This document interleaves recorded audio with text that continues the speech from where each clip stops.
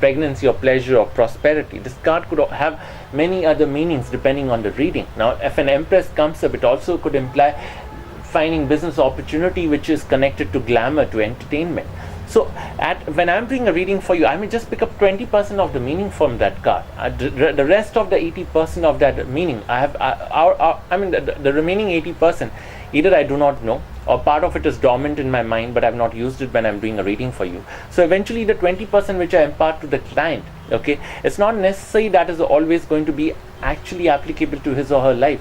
So even though the cards are right, but just because the information was not imparted the way it should have been, the reading becomes inaccurate.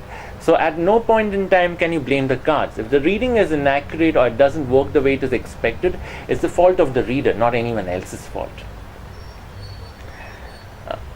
See, like any human being, I as a reader also come with my own share of flaws. If the reading is low on accuracy, it is entirely my fault, just the way I've mentioned, and it has nothing to do with the cards. But how do these cards work really? I mean, how do they actually work?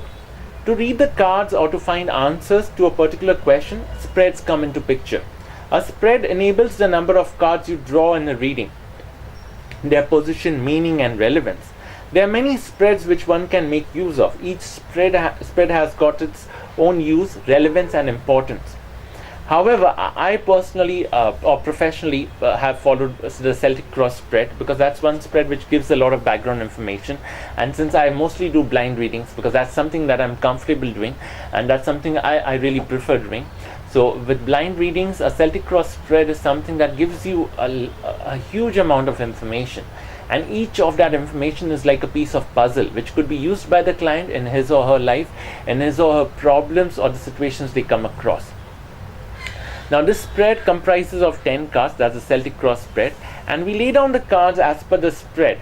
We search for answers for the respective questions by checking every card, the position of the card, whether it is upright, whether it is reversed, and where exactly the card is with respect to the spread position, and what the timeline says. I mean, what is going to happen in the coming 6 months, the phase from 6 months to 10 months, and the phase in the coming 12 months. Let me also clarify that when it comes to tarot readings, the present is far more important than your past or future. Your present is the transition between your past and your future.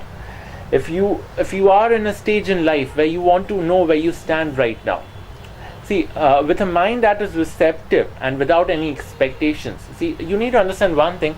If you're approaching a reader, you need to have a very receptive mind. You need to be open to things which are unexpected, even if they are negative. And you need to be someone who goes with a blank mind, because the moment you keep expectations, you're restricting your own ability to absorb the reading. Because see, what happens is with most of us, even if I have to approach a reader for anything concerning my life, and if I go with a rigid mind, a fixed mindset, I want to know this and this, but that's not always possible. I may find an answer that's not even there on my mind at that point in time, but that answer could be useful to me. What is important is to accept the information that comes